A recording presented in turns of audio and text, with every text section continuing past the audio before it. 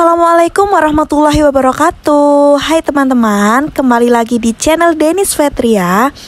Kali ini kita akan membahas tentang Ibu Megawati Soekarno Putri. Langsung saja kita simak video ini ya. Baik, kita akan membahas mengenai sifat kepemimpinan Ibu Megawati Soekarno Putri. Sifat karismatik Megawati. Yang pertama, memiliki rasa percaya diri. Yang kedua, memiliki visi dan misi. Yang ketiga, menjadi sosok yang fenomenal. Yang keempat, menjadi pahlawan yang membawa perubahan. Dan yang kelima, mampu memanfaatkan situasi. Baik, yang pertama adalah memiliki rasa percaya diri. Megawati Soekarno Putri merupakan sosok yang sangat percaya diri. Ketika represif rezim Orde Baru yang memberangus segala hal yang berbau Soekarno, seperti keluarga, ajaran, dan pendukungnya, Megawati tampil percaya diri di setiap kampanye PDI. Meski banyak yang menyoroti keputusannya untuk terjun ke dunia politik hanyalah kesia-siaan belaka, namun langkahnya ini membuahkan hasil.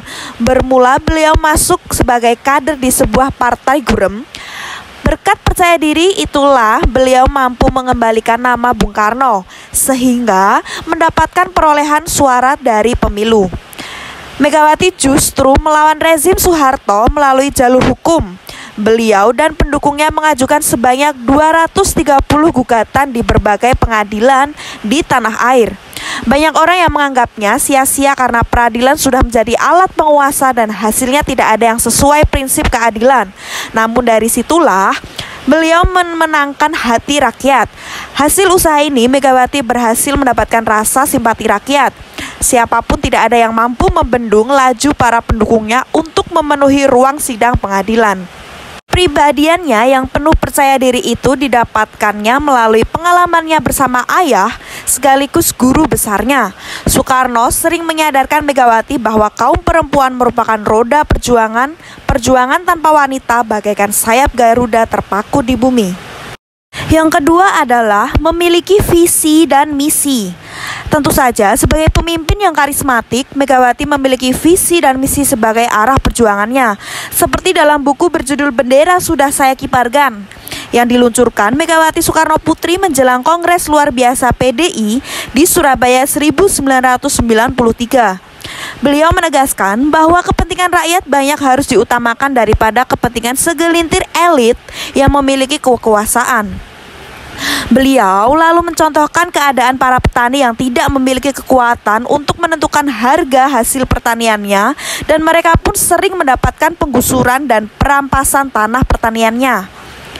Menurut Megawati, mengenai kesatuan dan persatuan adalah landasan pokok berdirinya Indonesia, dan persatuan dan kesatuan itu tidak bisa berdiri secara otomatis, melainkan butuh pengorbanan.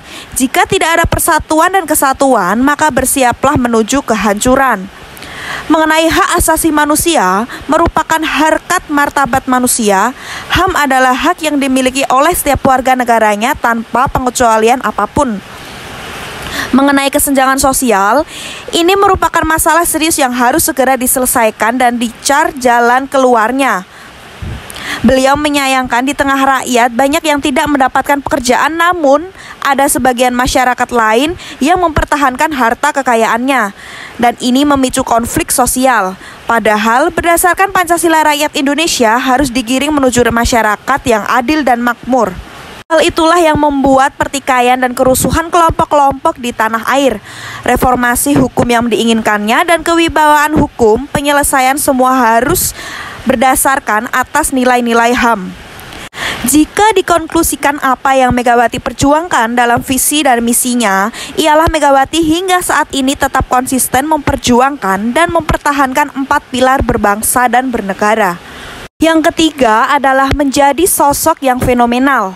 Megawati Soekarno Putri asalnya hanya menjadi ibu rumah tangga biasa. Beliau bukanlah profesor politik seperti halnya Amin Rais yang sejak muda aktif berorganisasi dan pernah memimpin sebuah organisasi sebesar Muhammadiyah dan menguasai ide-ide tentang kenegaraan.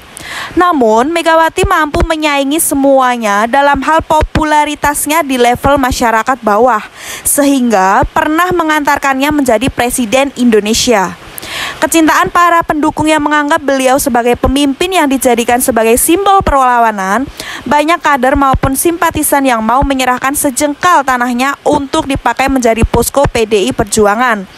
Posko-posko berwarna merah menyala yang biasanya ditemui di setiap sudut desa itu dibangun atas inisiatif warga sendiri tanpa adanya paksaan. Bahkan, banyak pula orang-orang yang menyediakan sedikit uang untuk mencetak kaos, bendera, selebaran berlogo Megawati berikut banteng, gemuk bermulut putih dalam bulatan atau lingkarannya.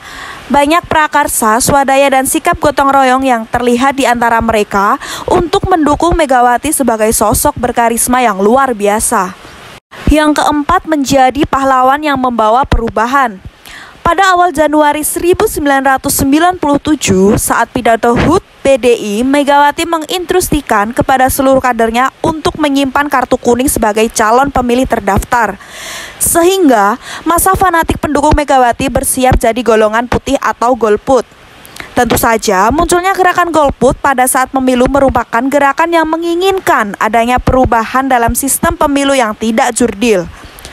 Masa pendukung Megawati juga melakukan aksi protes di berbagai daerah seperti Surabaya, Jawa Tengah, Irian Jaya, Ujung Padang, dan Bali. Mereka mendemokan kebijakan pemerintah karena yang diakui oleh pemerintah adalah PDI versi Soejardi. Sehingga ratusan nama calon yang disusun oleh kubu Megawati digugurkan. Karena merasa tidak dianggap, para pendukung Megawati bergaung dengan massa PPP pada pemilu 1997. Saat kampanye PPP di berbagai kota selalu dihadiri oleh para pendukung Megawati. Yang terakhir yaitu mampu memanfaatkan situasi. Pada tahun 1993, Megawati terpilih menjadi ketua umum partai melalui KLB di Surabaya. Kemenangan ini didukung oleh arus bawah dan disahkan lewat musyawarah nasional di Kemang, Jakarta. Namun, atas rekayasa pemerintah, kemenangan itu dianggap tidak sah.